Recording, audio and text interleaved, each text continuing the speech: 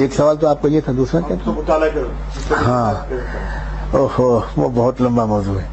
حضرت والد صاحب رحمۃ اللہ علیہ جو مجھے مطالعے کا طریقہ سکھاتے تھے، میں آپ کو پہلے یہ بتاؤں کہ والد صاحب خود کیسے پڑھتے تھے۔ ہم لوگ جس طرح صحیح طور پر کتاب کو پڑھتے ہیں، حضرت والد صاحب تو اس طرح روزنامہ کا اخبار بھی نہیں پڑھتے تھے۔ اخبار وہ اس طرح پڑھتے تھے، یقین مانے کہ اخبار نکالنے والے کو خبر نہیں ہوگی کہ آج ہمارے اخبار میں کیا چھپا، ایڈیٹر کو خبر نہیں ہوگی کہ آج ہم نے ایڈیٹوریل میں کیا لکھا، لیکن حضرت والد صاحب پوری طرح ہضم کر لیتے تھے کہ نہرو نے کیا کہا، پٹیل نے کیا کہا، کانگریس نے کیا کیا، سوتنتر پارٹی نے کیا کہا، کیا موقف ہوا، روس امریکہ میں کیا معاملہ چل رہا ہے، ویتنام میں کیا حالات ہیں، پورا گہرائی سے ڈوب کر پڑھتے تھے، ایک ایک لفظ کو الگ الگ پڑھتے تھے۔ یہ مطالعے کا طریقہ کوئی اس طرح مطالعہ شاید نہیں کرتا ہوں، الگ الگ پڑھتے تھے بہت غور سے، اور اخبار پڑھنے کے بعد وہ تھک جایا کرتے تھے۔ لوگ تو تھکنے کے بعد اخبار پڑھتے ہیں، وہ اخبار پڑھ کے تھک جایا کرتے تھے۔ اسی سے اندازہ کیجیے کہ ان کا پڑھنے کا انداز کیا تھا۔ اسی کو انہوں نے مجھے سکھایا۔ دوسری بات انہوں نے سکھائی کہ پہلے کتاب کے مقصد کو سمجھو، پوری تحریر پڑھو، پھر اس کے بعد اس کے خلاصہ لکھنے کی کوشش کرو۔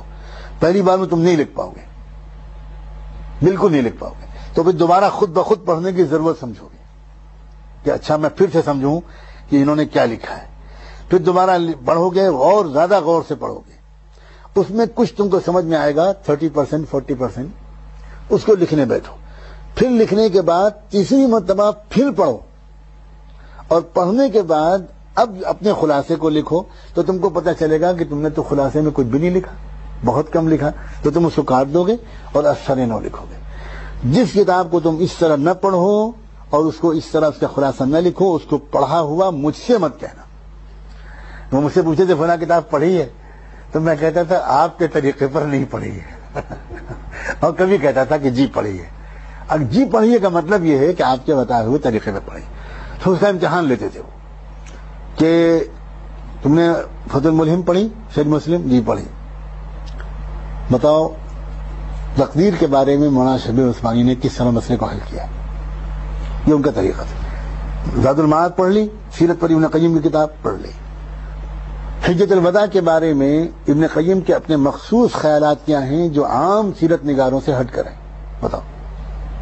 اس طرح وہ امتحان لیتے تھے، تو ظاہر ہے اس طرح پڑھنا پڑتا تھا، اور ڈر لگتا تھا کہ کسی وقت بھی امتحان لے لیں گے تو فیل ہو جائیں گے۔ تو ایک تو اور کیا تیسری چیز تھی؟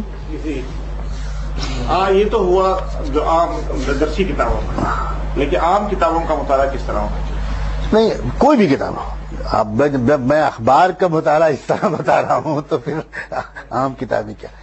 کوئی بھی کتاب ہو، آپ اس کتاب پر بحث کر سکیں، بول سکیں، تبصرہ کر سکیں، رائے دے سکیں، کمنٹس کر سکیں۔ یہ تب ہوگا جب آپ اس کو ڈائجسٹ کر لیں، پوری طرح ہضم کر لیں، اور اتنے غور سے جب تک آپ نہیں پڑھیں گے، آپ کمانڈ کے ساتھ اس کتاب کا حوالہ نہیں دے سکتے، اور دیں گے تو اس میں غلطیوں کے امکانات زیادہ۔